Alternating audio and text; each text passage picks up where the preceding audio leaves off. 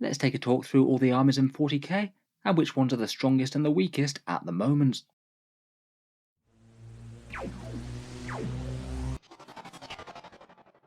Hello and welcome back to Auspex Tactics, where today I thought we'd do a bit of a roundup of which armies are doing best at the moment in 40k by looking at a few recent tournament results. I was planning on making one of these videos a good few weeks back, but then the balanced data slate dropped and basically turned everything on its head, and since then I have been rather interested to see which factions have been doing best, and how well all the changes have actually been making impacts in competitive games. To be honest, I think there's very rarely a particularly good time to be looking at the current state of 40k. Games Workshop is constantly updating codexes, and when those codexes come out, they're often one of the strongest factions in the game, so tournament data even a few weeks out can be kind of a bit out of date. I feel like now isn't a particularly bad time though. We've had big shake-ups in the balanced data slate and Codex Tyranids coming out, and the rather big changes that they've brought to the meta. Broadly speaking, the balanced data slate nerfed Custodes, Harlequins and Tau, who had been the big three armies up to that point, also hit bodyguard rules and most indirect fire weapons in the game, and buffed the power armoured factions with Armour of Contempt and the Imperial Guard with Hammer of the Emperor, their shooting boost. Hot on the heels of that, Codex Tyranids came out a month ago, and had a whole load of blisteringly powerful options even when they restricted Codex Leviathan and the Crusher Stampedes. For more recent updates, we've just had the Codex Tyranids FAQ that only came out this past week. I think several tournaments used it over the past weekend, though not all of them. I describe it as a moderate nerf to Tyranids, with Maliceptors being significantly toned down, losing a Hive Tyrant mobility trick, no doubling up on heavy venom cannons for the foot tyrants, not that everyone was using that, and nerfing Hive Fleet Leviathan slightly. Otherwise, the other recent update that weren't showing results yet are the Chaos and Imperial Knights codexes, which have come out just this weekend, so their books won't have been in use in any event so far. Initial looks make me think that they're probably not going to be stomping the meta flat like a lot of the other codexes that dropped, but seem like a good boost to the power of both factions to me. In any case, if we start taking a look through the various different factions, the method that I've used for taking a quick barometer check of the various top factions in 40k is this. Over the last 3 weeks, I've looked at any singles, grand tournaments and majors, anything with over 20 players and 5 rounds or more, and basically just taken the top 10% of armies placing at those to see which factions are having the most success. Of course, the top players can do decently with just about any army, but often the armies that they're choosing to use often tend to be the best ones, so I feel that this one's a pretty reasonable rough and ready approach to looking at how well most of the factions in the game are doing. We'll start out by taking a look at some of the weaker ones and working our way towards the top of the tree. Starting down with the armies that are struggling perhaps some of the most though, these are the ones that had 0 top 10% placings that I could find, ones that don't tend to be in particularly good competitive shape right now. We'll get onto Space Marines as a whole later, but it was kind of interesting that most of the Codex Space Marine chapters didn't seem to have any decent performance, whether that's Ultramarines, Iron Hands, or most of the rest. It seems to be the more divergent chapters, Blood Angels, Dark Angels, Space Wolves and Deathwatch that seem to be taking the lion's share of success at the moment. We'll talk about Space Marines as a whole in a second though. Otherwise, we've got the Adeptus Mechanicus, and how the mighty seem to have fallen since their heyday in 2021. I think it's going to be a common theme that factions that weren't the top factions already, and also weren't the recipients of the Armour of Contempt upgrade, or found most of their power armoured contemporaries a bit harder to deal with. I still think that Admech can be very strong in the right hands. Mr. Siegler did use them to win the LVO this year, but I feel that they're a very hard army to play at the moment, and they have to make absolute maximal use of all their many layered buffs and synergies to actually get to the point where they're really competing well. Finally, for the main factions that didn't get any placings, we have Imperial Knights and Chaos Knights. I'd argue that Imperial Knights certainly have been maybe a little bit unlucky not to get any placings this time. I don't feel that they're significantly behind some of the other entries on this list, but that's kind of irrelevant now anyway, seeing as they've got new codexes. My guess would be that they're going to get a fairly significant power boost out of those codexes and start placing a lot more in the mid-table, but I'm not convinced it's going to be enough to catapult them to the absolute strongest, most broken faction in the game. A rare bit of restraint from Games Workshop in 9th edition. Up a little bit, and we've got these 4 with just 1 top 10% placing out of the last 3 weeks of events. Necrons are perhaps one of the factions that was doing a little bit better than before, getting those core buffs and a few helpful points drops in chapter approved. I felt like they were sort of being on the same sort of level as several power armoured factions, but then they all got Armour of Contempt and Necrons didn't, so that kind of put them at a disadvantage. Despite having a massively powerful buff with Hammer of the Emperor, It's still nowhere near enough on its own to make Guard a competitive force in their own right. They were arguably one of the weaker factions in all of 9th edition before that change, so it's not really too surprising that this hasn't managed to bump them up significantly. I think the single Guard army that placed well was Mass Conscript Spam, and I've been wanting to make a video on that for a while now, I've just not got round to it. Hopefully we'll have to get that covered sometime later in the week. Otherwise we've got a couple of mixed chaos lists. Demons have always had a fair few strong builds, particularly building unlikely synergies with Codex Space Marines or even Death Guard, whereas Chaos Marines, their list was an Iron Warriors one. They still seem to be having massive problems despite Armour of Contempt and also their big melee boost that they got from the Death to the False Emperor rewrite. Again, for Chaos Marines though, it's not all that relevant, seeing as they're going to be getting a new codex out very shortly. Perhaps those new Chaos Doctrines and Accursed Cultists can do some good. Moving very slightly higher, though perhaps not significantly so, these guys all had 2 top 10% placings, and it seems that we're finding a fair few more of the Armour of Contempt factions here. It certainly doesn't seem to have made them overbearing. Orcs have had near enough nothing but bad news since their codex came out. They were very strong with certain builds when they dropped, but then their buggies got limited, their planes got limited, a whole bunch of units got nerfs in chapter approved, and arguably the barrage change didn't help them much either, making their squig buggies a lot less powerful. They seem to be doing best with mass speed freak lists, either speed mob or freebooters, or goth lists for a massive amount of melee. Sisters of Battle again got some heavy nerfs with the bodyguard changes and the points changes in January, though Armour of Contempt has helped them a bit, plus they get more miracle dice than they did before. A few more people seem to be using those Paragon war suits as they synergize quite well between their 2+ save and the Armour of Contempt. Genestealer cults are still getting a couple of wins. I'd argue that the barrage changes will probably have helped them a bit with their fragile units trying to cling to existence behind terrain. They're certainly an army that can throw a spanner in the works against a lot of tough factions, but aside from decent amounts of hitting power out of reserve, they'll often just tend to fold when any sort of counter-attack comes on, and they need to be played very carefully. Finally, we've got Death Guard and Thousand Sons, both of which got quite a lot stronger in the Armour of Contempt changes, I'd argue. In particular, their Terminators now all have OBSEC for both factions, and particularly if they can tag some light cover, they're just ridiculously hard to remove. For a lot of armies, just putting tons and tons of mass OBSEC Terminators on the table can cause real problems, though arguably less so against the powerful Tyranid Psychic phase. Mortal Wounds and maybe even Tau Plasma can hoover through them quite painfully. The Thousand Sons in particular haven't really been enjoying being on the receiving end of a more powerful Psychic army at the moment. Next up we come to the Space Marines, which are always kind of a difficult army to classify. If you just treat them as the one faction, then they get 10 top 10% wins overall. If you treat them individually, then a vast majority of their sub-codexes didn't actually get anything. Blood Angels got 4, Deathwatch got 3, Dark Angels got 2, and Space Wolves 1. Whichever way you look at it though, it's not particularly good news for the power armoured boys.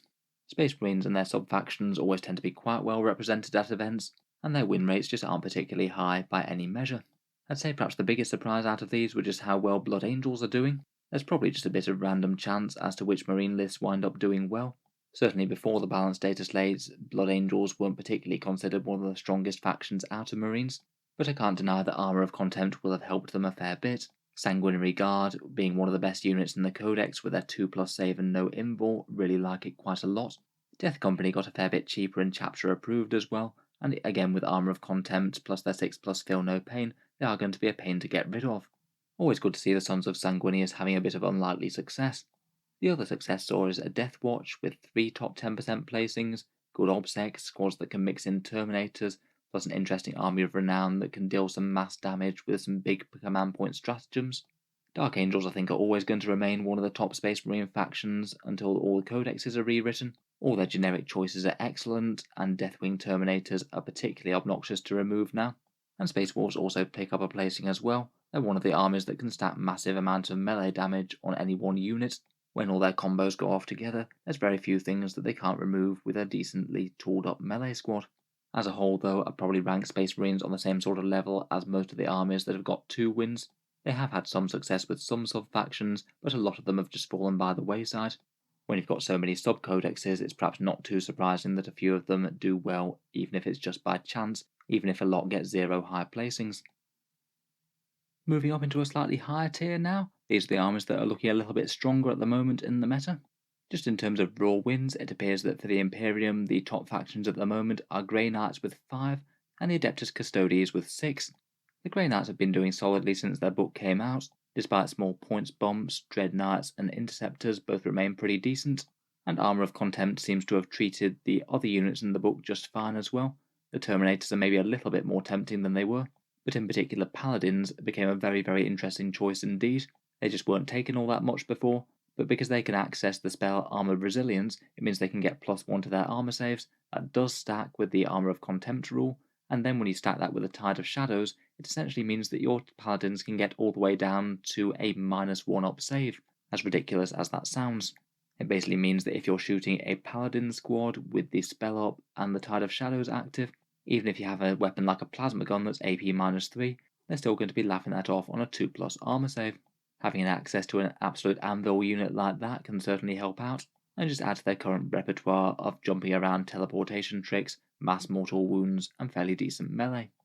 Otherwise, just slightly edging them out, we have the Adeptus Custodes.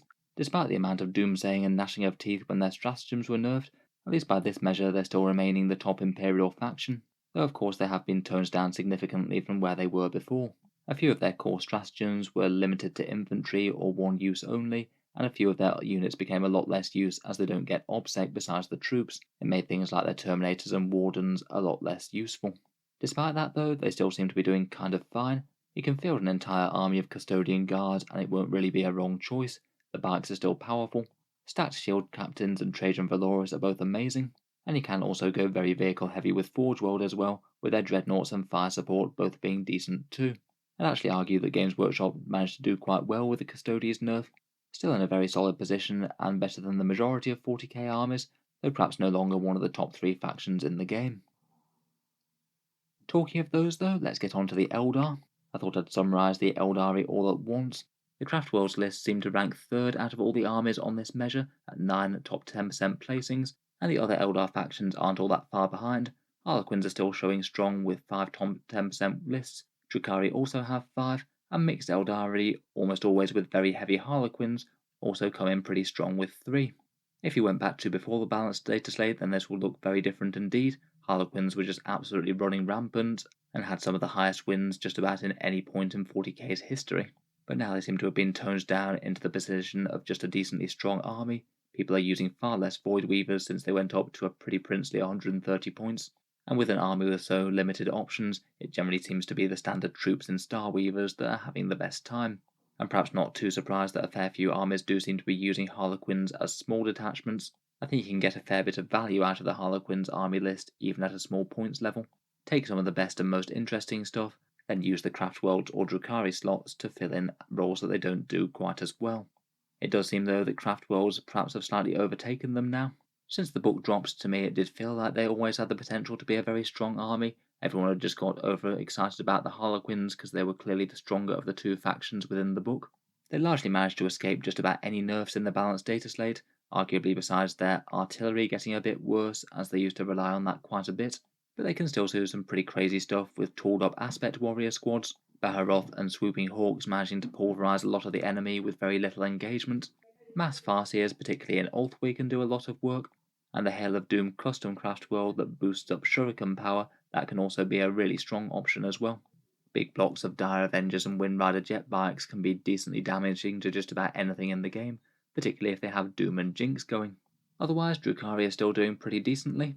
5 top 10% finishes, and a lot of fairly mixed builds within their faction. I feel like after all the many revisions that their codex has gone under, they're perhaps fairly well internally balanced now. Decent strengths in the Cabals, Cults and Covens, but just generally a fair bit less oppressive than they used to be between the many nerfs that they've received. Next up we get to our second faction on the list, with the Tau Empire, with 12 top 10% placings. It seems that out of the factions that got heavy nerfs in the balanced data slates, them along with Harlequins and Custodes, the Tau seem to have come off the best perhaps. They did get a fair amount of things quite heavily toned down. Broadsides lost core, making them nowhere near as powerful as a gunline unit. The Farside Enclaves got their damage buff ability kind of ruined, so you can't use it out of Deep Strike.